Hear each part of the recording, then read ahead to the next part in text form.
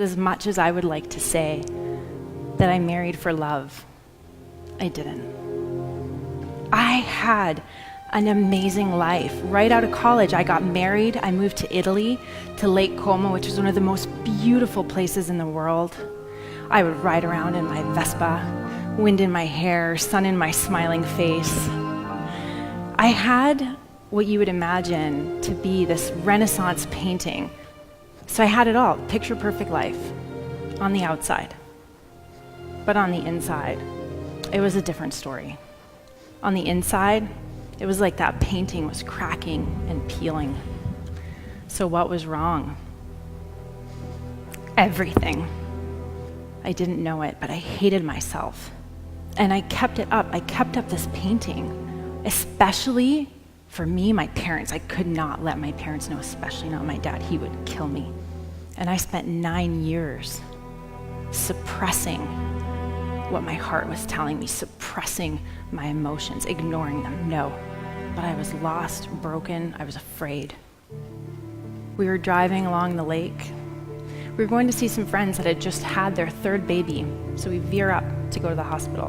And the whole time in the car that we're going there was something inside of me that just something was not sitting right. I was not feeling okay. We get there, go up to the maternity ward floor. I just couldn't handle it. I didn't know what was wrong. And I go down this hallway. It's eerily empty, huge. And I find a place on the wall and I just brace myself. And I don't know what's going on. And this feeling is just getting stronger. Shame and blame. How could you? You're such a horrible person. It was just going over and over and over again. I just wanted to jump out of the window and sink to the bottom of the lake. And I'm standing there and I'm just, what is wrong with me? And all of a sudden, all this screaming in my head just stopped. And I'm looking at myself. And I was so clear, I was finally clear. Because there was only one decision that I could make. I had to leave. I had to leave this life. I had to leave the marriage. I had to leave everything.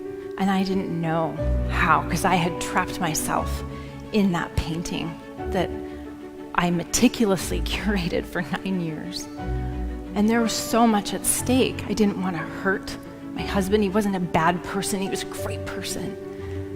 My family, our friends, 9 years of relationships. And then I would have to face people. I was going to get blamed. I was going to be hated. I was going to get yelled at. My dad was definitely going to kill me. I was so afraid, but I made the decision anyway, because for the first time in a really long time, I made a decision for myself. And for me, one of the most difficult ones was calling my dad and telling him. And I still remember calling him, and I said, I'm so sorry. I'm so, so sorry. And he pauses and doesn't say anything, and I'm ready. And he says, Adapia, come home. I said, you're not happy. Come home. I had no idea that he wanted me to be happy. I had all these stories of what I thought he wanted for me, of what other people wanted. But the truth only came out when I had a conversation about it. Those uncomfortable conversations are the ones we really need to have. If he thought that my happiness was important, then maybe it was important. Maybe happiness is important. What I found when my life fell apart, when that painting of my life lit on fire, I found something I never expected to find.